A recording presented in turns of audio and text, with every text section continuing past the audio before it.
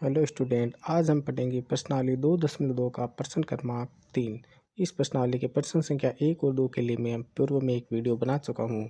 तो प्रश्न दिया गया है कि एक समद्विबाहु त्रिभुज का आधार 4/3 सेंटीमीटर है तथा इसका परिमाप 4/2/15 सेंटीमीटर है।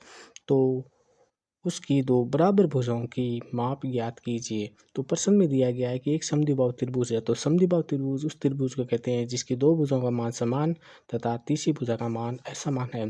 तो प्रश्न में हमें असमान भुजा का माप दिया गया है 4/3 सेंटीमीटर और उसका परिमाप दिया गया है, और जो दोनों समान भुजाएं हैं उनका माप बराबर दिया गया है। तो हम माना समान भुजाओं का माप।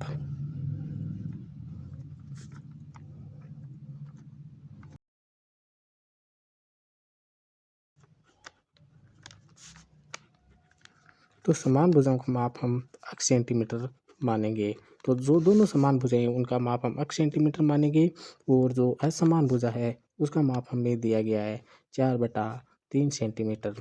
इसी प्रकार हमें समद्विबाहु त्रिभुज का परिमाप भी दिया गया प्रश्न में, जो कि है 4/2/15। ये हमें मिश्र भिन्न में दिया गया है और इसको हम साधारण भिन्न में बदलते हैं। तो 15 को 4 से गुणा करने पे 60 और 60 में 2 जोड़ने पे 62/15 सेंटीमीटर होगा। तो किसी भी बहुभुज का परिमाप ज्ञात करने का सूत्र होता है सभी भुजाओं का योगफल। तो हम यहाँ लिखेंगे कि समद्विबाहु त्रिभुज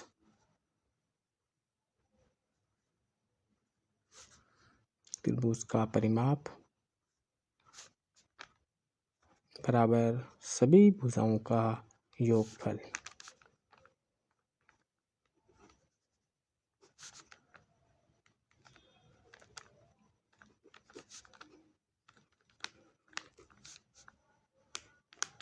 तो हमें समद्विबाहु त्रिभुज का परिमाप दिया गया है 65/15 सेंटीमीटर, और समान भुजा की लंबाई है x प्लस x, और असमान भुजा की लंबाई दी गई है 4/3।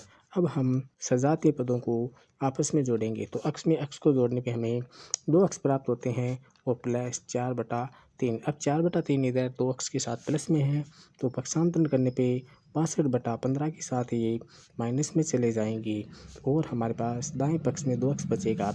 अब हम इधर भिन्नों की जोड़ करेंगे। तो 3 और 15 का लघुत्तम समापत्ति लेने पे हमें लसाअ के रूप में 15 प्राप्त होते हैं। 15 का 15 में भाग 1 बार जाता है और 1 को 62 से गुणा करने पे हमें 62 प्राप्त होते हैं। 3 का 15 में भाग जाता है 5 बार, और 5 को 4 से गुणा करने पे हमें 20 प्राप्त होते हैं, और बराबर में हम 2x लिखेंगे। 62 में से 20 घटाने पे हमें 42/15 प्राप्त होंगे।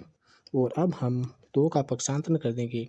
तो 2 का पक्षांतरण करने पे 2 इधर गुणा में है और पक्षांतरण करने पे 42/15 में भाग में चले जाएंगे और इधर हमें x बचेगा। और 2 को 42 से विभाजित करने पे हमें 21 प्राप्त होते हैं।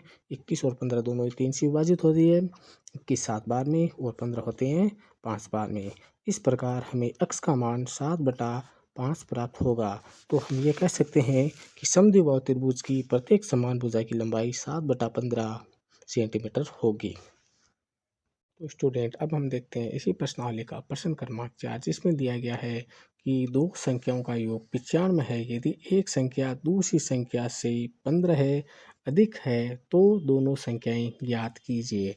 तो हम प्रथम संख्या मानते हैं कि माना एक संख्या, तो एक संख्या को हम अक्ष मानते हैं। तो हम पहली संख्या को अक्ष मानते हैं। अब ये कह रहा है कि दूसरी संख्या पहली संख्या से 15 अधिक है। तो एक संख्या अगर अक्ष है तो दूसरी संख्या उससे 15 अधिक है, मतलब +15 है। अब दोनों संख्याओं का योग हमें प्रश्न में दिया गया है। तो दोनों संख्याओं का योग बराबर 95 है। अब हम प्रश्नानुसार चलते हैं।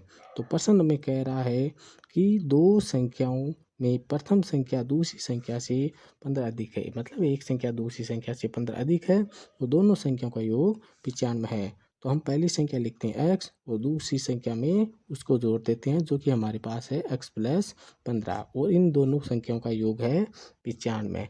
तो यहाँ x और x दोनों सजातीय पद हैं, तो दोनों को हम जोड़े तो हमें 2x + 15 बराबर 95 प्राप्त होते हैं।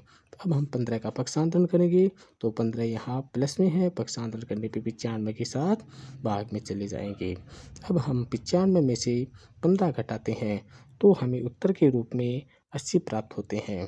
अब हम 2 का पक्षांतरण करेंगे तो 2 80 के साथ गुणा में, 2 अक्स के साथ गुणा में है, पक्षांतर करने पे 80 के साथ भाग में चले जाएंगे। तो इस प्रकार हमें अक्स का मान 40 प्राप्त होगा। तो प्रथम संख्या या एक संख्या, तो प्रथम संख्या हमें प्राप्त हुई है। प्रथम संख्या को हमने अक्स माना था और अक्स का मान आया है 40, तो प्रथम संख्या 40 है। अब द्वितीय संख्या या दूसरी संख्या, तो दूसरी संख्या हमने मानी थी x प्लस 15।